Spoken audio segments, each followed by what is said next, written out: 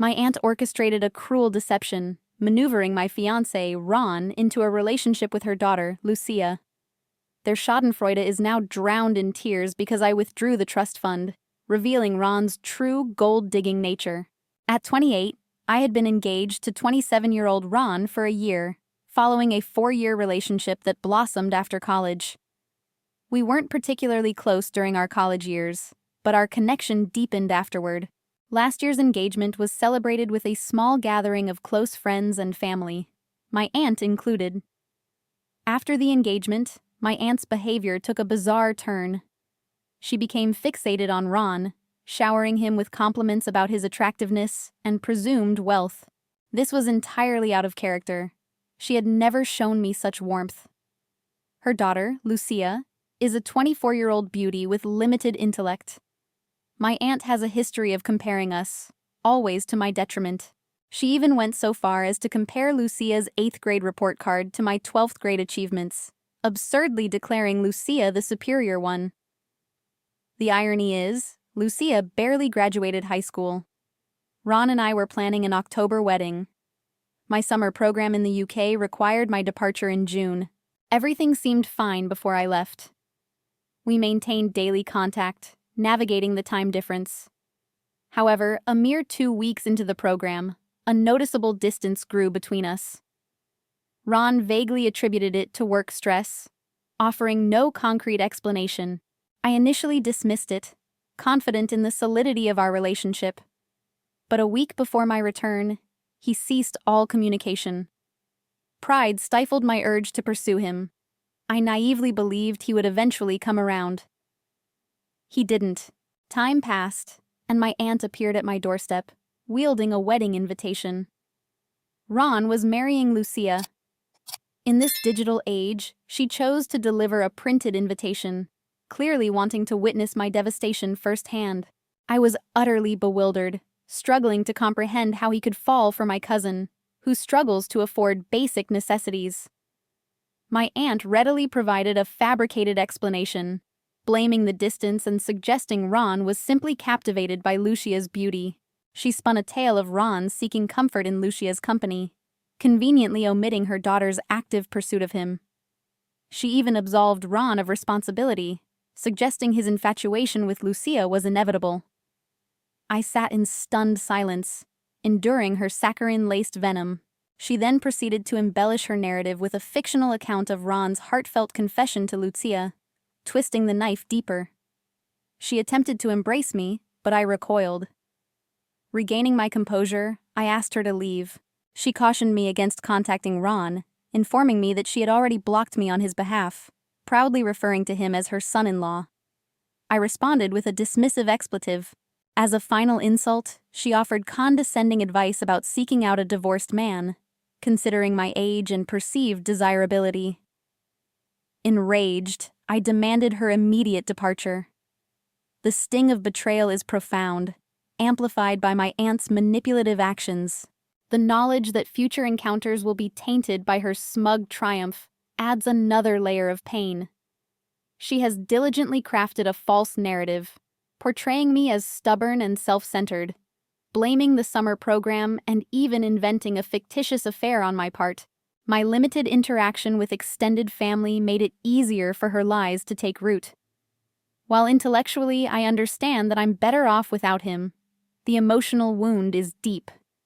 There's light at the end of this dark tunnel, but the journey through it is agonizing. She added insult to injury, suggesting I'd struggle to find another man at my age and with my looks, advising me to set my sights on divorced men.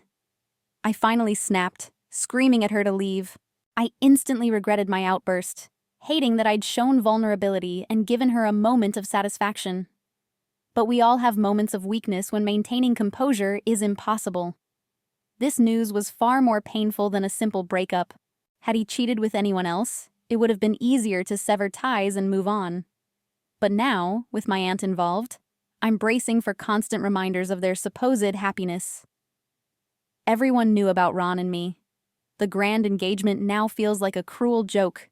My aunt has been busy spreading a fabricated narrative, claiming Ron left me because I was too stubborn and self-centered, refusing to forego the summer program. She even concocted a story about me having a UK affair, alleging Ron heard a man's voice during our calls. My estrangement from most of my relatives provided fertile ground for her lies to flourish. This whole situation feels awful, but logically, I know it's for the best. I'm rid of a cheater. There's light at the end of the tunnel, but navigating the darkness feels impossible, even with the knowledge that things will eventually improve. Update 1.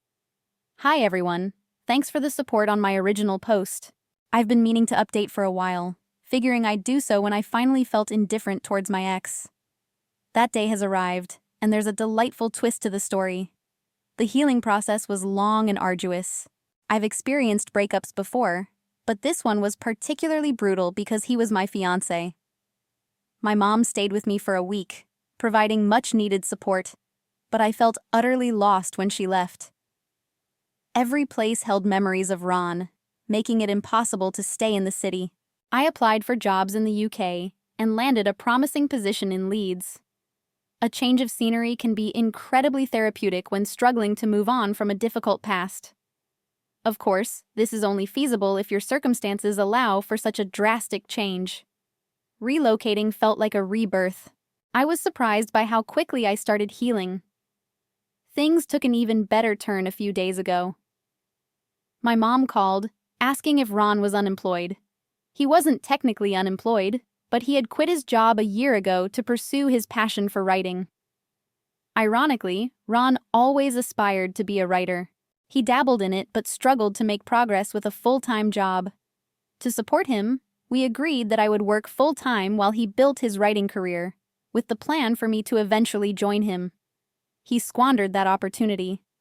My mom found this hilarious. She told me that my aunt had visited her, ranting about Ron being a bum and demanding to know why my mom hadn't warned her. My mom was confused because she'd been under the impression that Ron was financially stable. My mom feigned ignorance about his financial situation. Apparently, Ron had convinced Lucia to enroll in an accelerated program to secure a better-paying job and cover their household expenses. He envisioned this plan with Lucia, unaware that my aunt's motive for their marriage was to leech off Lucia's income. The irony is palpable. Lucia currently works part-time as a restaurant receptionist, taking reservations. I doubt they can both survive on that income. Perhaps it's uncharitable to judge Lucia's profession, but frankly, I don't care. I relish the thought of my aunt's inevitable disappointment when Ron's true colors are revealed. Adding another layer to this saga, my aunt was my cousin's father's mistress.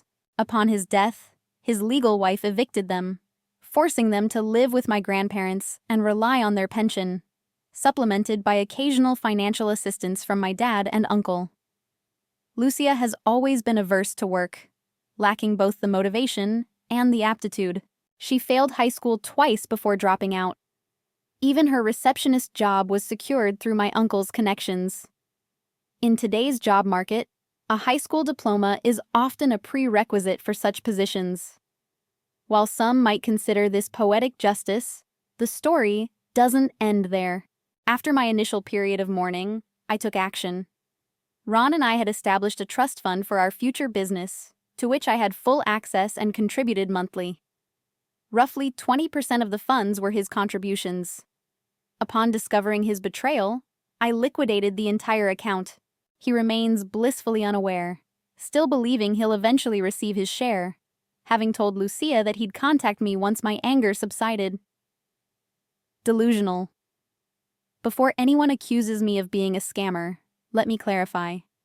I had invested a comparable amount in Ron during his lean times. After quitting his full-time job, he struggled to find writing work and make ends meet. I provided him access to a separate account to cover his monthly expenses, supporting him fully. My actions were fair. Had we been married, he would have been entitled to alimony. The trust fund served a similar purpose, given our impending marriage. I no longer concern myself with his financial woes. He has no savings and no job. His problems are not mine. Update 2. This Christmas was particularly satisfying, thanks to the look of utter disappointment on my ex's face. While staying at my mother's house, he appeared on her doorstep, demanding his 50% share of the trust fund. I feigned ignorance, prompting him to explain that it was for our business. "Oh, that trust fund," I replied casually. "I liquidated it." He erupted, ranting about our business plans. I calmly reminded him that we no longer existed, and that the person he should be addressing as we lived across the street. He took a deep breath, acknowledging his wrongdoing and my right to be angry. However, he pleaded for the money, claiming he was jobless, had lost his writing client, was behind on rent, and faced eviction. He appealed to my understanding, citing Lucia's insufficient income. My response? Why should I care? "Understand this, you cheating excuse for a human?" I shouted. "Infidelity doesn't entitle you to my money." He argued that I only owned 20% of the trust fund. I retorted that I wanted it all back regardless. He then brought up the money I had given him for monthly expenses. "I used your 20% from the trust fund to recoup some of that," he claimed. He fell silent when I pointed out that he had spent that money as my boyfriend and had no right to reclaim it. "By that logic," I countered, "you received the trust fund money while you were my boyfriend, so you have no right to demand it back either." He threatened to sue. I countered with a threat of my own. Charges for credit card theft, reminding him of his unauthorized use of my debit card for his expenses. I suggested that a thorough accounting of our financial interactions might leave him in debt, advising him to accept reality. He left, anger and resentment etched on his face. As if that encounter wasn't enough, my aunt and Lucia arrived at my parents' house, seeking information about the trust fund. Ron had told them I had taken his share, leaving him broke. I refused to discuss my personal affairs with them. Lucia persisted, arguing that her future was at stake. "This is beyond your comprehension," I said dismissively. "Stay out of it." My aunt erupted, accusing me of arrogance and claiming Lucia was more successful because Ron had chosen her over me. My dad, overhearing the commotion, intervened. My aunt's demeanor instantly softened, falsely claiming she was merely sharing her concerns. My dad, having heard everything, warned her against raising her voice to me again, threatening to withdraw all financial support. He expressed regret for not intervening sooner, allowing my aunt to humiliate me without consequence. He declared that if Lucia was so successful, she should support Ron and prevent their eviction. Apparently, my aunt and Lucia were unaware of Ron's financial precariousness and the overdue rent. They were stunned. Lucia dissolved into tears, accusing Ron of ruining her life and lamenting his inability to provide for her. She pleaded for the release of Ron's portion of the trust fund, claiming they needed it to rebuild their lives. My dad expressed pride in my resilience, mocking my aunt for her manipulative scheme to secure Ron for Lucia, reminding her of the consequences of essentially prostituting her daughter. My aunt, ever the chameleon, shifted tactics, tearfully explaining that she acted out of desperation to secure her daughter's future, emphasizing Lucia's lack of a father or education to support herself. She lamented her misplaced trust in Ron. Lucia joined the chorus of blame, accusing me of concealing Ron's unemployment and allowing her to marry a bum, while simultaneously absolving me of blame for having reasons to hide the truth. My dad intervened again, demanding they leave. He condemned their hypocrisy in blaming me after their betrayal and subsequent attempts to flaunt their supposed triumph. Before they left, I couldn't resist a parting shot. "Don't worry about Lucia," I said, dripping with sarcasm. "There are plenty of sugar daddies out there. I'm sure you both can find one." It was a low blow, but I'm not inherently good, nor do I aspire to be, especially towards them. She initiated the humiliation by gloating about her daughter's wedding. I wish I had recorded her calling Ron a bum. He deserved to know his wife and mother-in-law's true opinions of him. If she's willing to say it to us, she's likely saying it to him as well. Update 3.